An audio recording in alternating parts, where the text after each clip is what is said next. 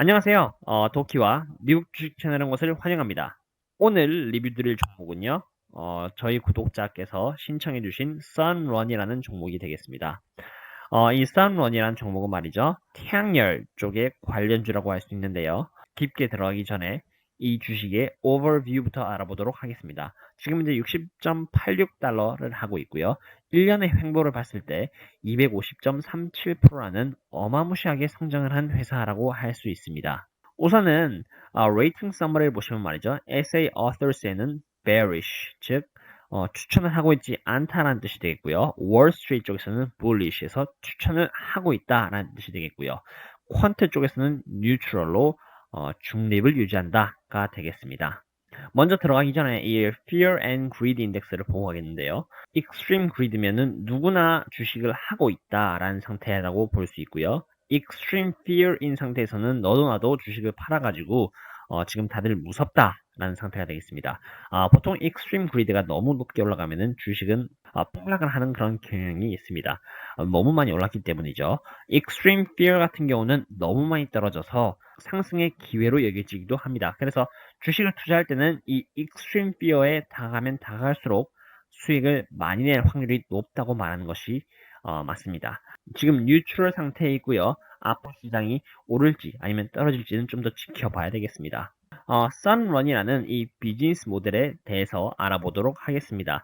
이거 같은 경우는 2014년에서 2015년까지 들고 온 자료인데요. 참고로 이건 그렇게 중요하지 않고요. 중요한 부분은 바로 이 Operating Lease and Incentive랑 Solar Energy System and Product Sales로 sunrun의 비즈니스 모델이 나뉘어져 있다라고만 아시면 되겠습니다. 갖고 있는 sunrun의 그런 태양열 관련 제품 프로덕트를 한쪽 이 첫 번째 모델에서는 빌려주고 그거로부터 돈을 받는다라고 보시면 되겠고요.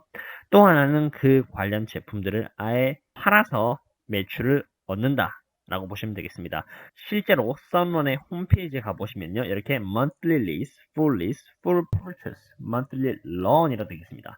이 monthly lease랑 full lease 같은 경우는 이제 고객들에게 자사의 제품을 빌려가게 해서 그것으로부터 매달 돈을 받는 그런 형태가 되겠고요. Full Purchase나 Monthly Loan에 대해서는요. 갖고 있는 제품을 고객들에게 통째로 팔거나 빌려줌으로써 제품에 대한 가격까지 매달 나눠서 받는다라고 보시면 되겠습니다. 이렇게 해서 네 가지의 상품으로 돈을 벌고 있다라고 보시면 되겠습니다. 이번에는 Sunrun의 최근 이슈에 대해서 알아보도록 하겠습니다. Sunrun이 Vivint.Solar이라는 회사와 합병을 해가지고 이렇게 50만 명의 고객사 그리고 미국에서 탑 3에 드는 그런 회사로 성장을 하게 됐고요. 전 세계적으로는 탑 5에 들어가는 회사가 되었습니다. 그만큼 어마무시하게 큰 회사로 성장을 했다라고 보시면 되겠고요. 원래라면 말이죠. Sunrun은 이렇게 29만 8천 명의 고객들을 거느리고 있었고 29%의 고객 성장률을 보여주면서 점점 큰 회사로 거듭나고 있는 상태였죠. 그 상태에서 이 Vivint Solar이라는 회사를 약 3.2 빌리언 달러의 돈을 주고 인수를 하게 됩니다. 엔터프라이즈 밸류가 3.0 빌리언 달러였으니까 0.2 빌리언 달러 정도를 더 주고 인수를 한 셈이죠. 이렇게 그 커스터머 숫자를 합쳐서 49만 5천 명의 고객들을 거느리게 됐고 27%의 커스터머 그로스를 갖게 되는 그런 회사로 거듭나게 됩니다. 그리고 마켓 캐피탈라이제이션은 4.5 빌리언 달러로 비빈트 솔라가 갖고 있는 그런 시장까지 전부 다 갖고 가게 되고요. 총 엔터프라이즈 밸류는 9.2 빌리언 달러로 점쳐지네요. 그렇다면은 sunrun과 비빈트 솔라가 이렇게 합쳐져 가지고 큰 회사가 됐는데요. 이 큰 회사의 인컴 스테이트먼트와 밸런스시트를 보고 장기 투자를 하기에는 적합한지 적합하지 않은지에 대해서 한번 알아보도록 하겠습니다. 레비뉴를 봐보겠습니다. 레비뉴 같은 경우는 이렇게 2019년 4분기 때부터 떨어져 왔습니다. 2019년 때는 243밀리언 달러를 기록했는데 2020년 1분기에는 210밀리언 달러, 2020년 2분기 때는 181밀리언 달러로 매출액이 시간이 지나면서 조금씩 하락하는 그런 불안정한 그런 형태를 보이고 있죠. gross profit의 경우도 좀 하락을 하고 있습니다. gross profit 말이죠. revenue 빼기 cost of the revenue라고 보시면 됩니다. 그 revenue를 만들어내는데 필요한 금액이라고 보시면 되겠고요. gross profit은 당연히 revenue가 떨어지니까 그거에 맞게 떨어지고 있다라고 보시면 되겠습니다. 4분기 때는 61밀리언 달러였고요. 그 다음에 2020년 1분기 때는 40밀리언 달러, 그리고 2020년 2분기 때는 34.13밀리언 달러로 제법 떨어졌다 보시면 되겠습니다. 이 부분이 좀 중요한 부분이라고 할 수 있습니다. 바로 gross margin vs profit margin인데요. gross margin 같은 경우는 지금 이 썬런의 비즈니스 모델을 통해서 창출해내는 이익이라고 보시면 되겠는데요. 18.80%입니다. 비즈니스 모델을 통해서 수익을 벌고 있긴 합니다. 그렇지만 여기서 안 좋은 점이 바로 이 profit margin입니다. 지금 마이너스 7.5%죠.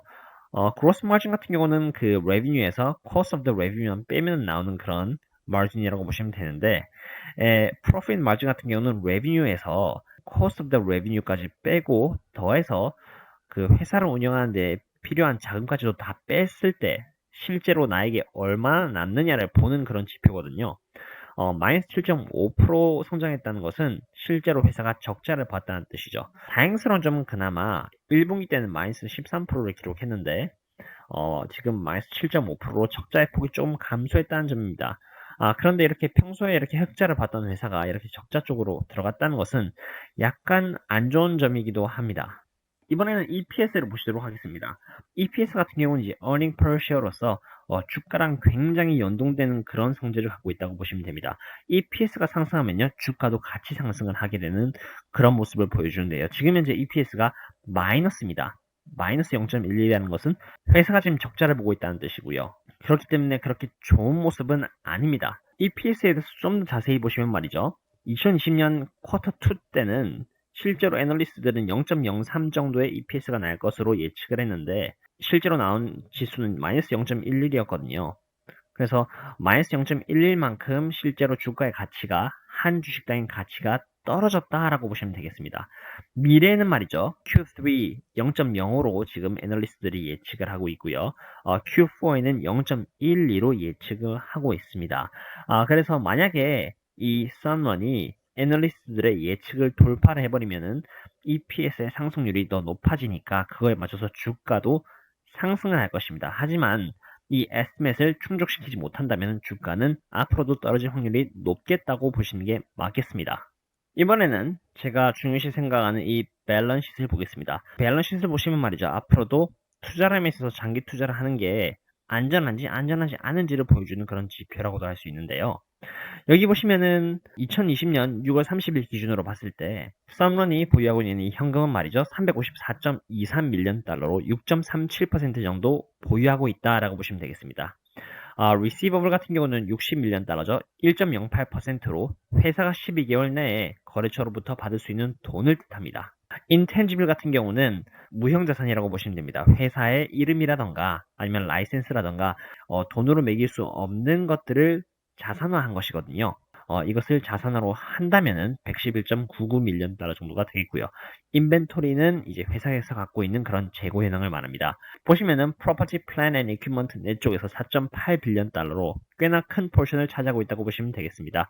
회사는 이렇게 태양광 쪽으로 사업을 해나가고 있고요. 리스나 정비 그리고 관리를 통해서 지속적인 사업 모델을 추구하고 있기 때문에 Property, Plant and Equipment 쪽에서 당연히 높은 포션이 나옵니다. 다만 이게 너무 많으면 말이죠. 감가상각이 생길 수 있기 때문에 장기적으로 봤을 때는 오히려 매출을 깎아먹는 그런 원인이 될 수도 있겠습니다. 라이빌리티 디스트리뷰션을 봐보도록 하겠습니다. 2020년 6월 30일 기준으로 봤을 때 일단 non-current debt 같은 경우는 12개월 이후에 즉 2022, 23, 24까지 천천히 갚을 수 있는 그런 부채를 말하거든요. 이것은 은행을 대상으로 내야 되는 부채이고요. 이것은 2.65빌리언 달러로 꽤나 큰 포션을 차지하고 있다 보시면 되겠습니다. 그 다음은 current debt입니다. 124.73밀리언 달러로 3.2% 차지하고 있고요. 차이점은 이제 12개월 내에 갚아야 한다는 점이 되겠습니다. 그리고 payable 보시면은 111.65밀리언 달러로 이거 같은 경우는 12개월 이내에 내야 되는데 대상이 은행이 아니라 거래처가 되겠고요. Deferred Revenue는 아직 잡히지 않는 수익이라는 뜻입니다. 964.78밀리언 달러로 24%를 차지하고 있는데 이거 같은 경우는 그렇게 부채로 인식하지 않으셔도 됩니다. 왜냐면은 쉽게 말하자면은 이거 같은 경우는 구독자 개념이라고 보시면 되는데 구독자들은 이제 12개월 내야 되는 돈을 매달 내잖아요. 그래서 1개월 동안 낸 것을 먼저 수익이라고 잡고 2월부터 12월까지는 아직 돈을 안 냈으니까 그것을 회사 입장에서는 deferred revenue로 잡는 것입니다. 회사 입장에서는 구독자들이 언제든지 취소를 할 수 있으니까 아직 그것을 revenue로 잡지 않은 것이죠. 그러므로 이 deferred revenue 같은 경우는 시간이 지나면 지날수록 점점 줄어듭니다. 그래서 아직 이것은 부채로 잡지 않는 게 맞습니다. 그러면은 이 밸런스 상으로 봤을 때는 지금 실제로 갖고 있는 이 캐시에 비해서 갖고 있는 이 뎁트의 비율, 즉 current debt 플러스 non-current debt가 너무나 차이가 나거든요. 갖고 있는 캐시는 354밀리언 달러밖에 안 되는데 non-current debt와 current debt를 합치면 자그마치 2.7빌리언 달러, 2.7조에 육박하는 돈을 부채로 잡고 있다고 보시면 되겠습니다. 그래서 장기적으로 봤을 때는 조금 불안정한 부분도 갖고 있습니다. 왜냐하면 갖고 있는 debt가 너무 크기 때문이죠. 이번에는 썬원이 갖고 있는 그런 리스크에 대해서 말씀드려보자 합니다. 여기 보시면은 이게 바로 테슬라의 솔라 루프라는 제품입니다. 테슬라 같은 경우는 말이죠. 아예 지붕 자체를 태양열 광선으로 만들어 버립니다. 그러니까 조금 더 외관상 좀 더 예쁘기도 하죠. 지금 썬원 같은 경우는 현존하고 있는 지붕 위에다가 태양열 강판을 놓는 그런 시스템이기도 하죠. 그래서 외관상으로는 조금 더 테슬라 쪽이 나아 보입니다. 하지만 비용으로 봤을 때 말이죠. 테슬라의 솔라루프가 훨씬 비싸고요. 그거에 비해서 썬원이 갖고 있는 제품은 좀 더 저렴합니다. 게다가 마켓쉐어로 봤을 때 테슬라의 경우는 4.6%의 마켓쉐어밖에 갖고 있지 않죠. 그렇지만 썬원의 경우는 인수를 한 지금 50만 명의 고객을 거느릴 정도로 굉장히 덩치가 큰 회사가 되었습니다. 그래서 단기적으로 봤을 때는 썬원이 괜찮겠지만 장기적으로 봤을 때 말이죠. 이 테슬라라는 회사의 솔라 루프가 커져가지고 썬원의 마켓을 잡아먹지는 않을까라는 우려가 있습니다. 투자를 하실 때 단기적으로는 썬원은 괜찮겠지만 장기적으로 이 테슬라의 그 경쟁사적인 위치를 조금 우려를 하셔야 한다 말씀을 전해드립니다. 어떠셨나요 여러분? 이렇게 썬원이라는 회사에 대해서 리뷰를 해보았는데요. 제 생각에는 말이죠. 썬원의 비빈트 인수를 통해서 썬원의 마켓 시장이 조금 더 확고해지고 더 커졌다고 보거든요. 단기적으로는 괜찮을 것 같습니다. 하지만 밸런스시트를 봤을 때 썬런이 갖고 있는 그 부채 규모는 어마어마하고요. 이것을 갚으려면은 썬런 자체에서 많은 노력을 해야 될 것으로 보입니다. 더해서 이 테슬라라는 경쟁사는 무시 못할 경쟁사이기도 하거든요. 그래서 단기적으로 봤을 때는 썬런이 괜찮겠지만 장기적으로 봤을 때는 조금 조심해야 한다. 라고 우려 깊은 말씀을 전해드립니다. 이렇게 썬런에 대해서 리뷰를 해보았고요. 혹시나 제가 다른 주식에 대해서 리뷰를 하시기를 원하신다면 언제든지 코멘트 적어주시면 제가 리뷰를 해서 이렇게 영상으로 화답드릴 수 있도록 하겠습니다. 지금까지 봐주셔서 감사하고요. 이상 도키와 미국 주식이었습니다. 감사합니다. See you later.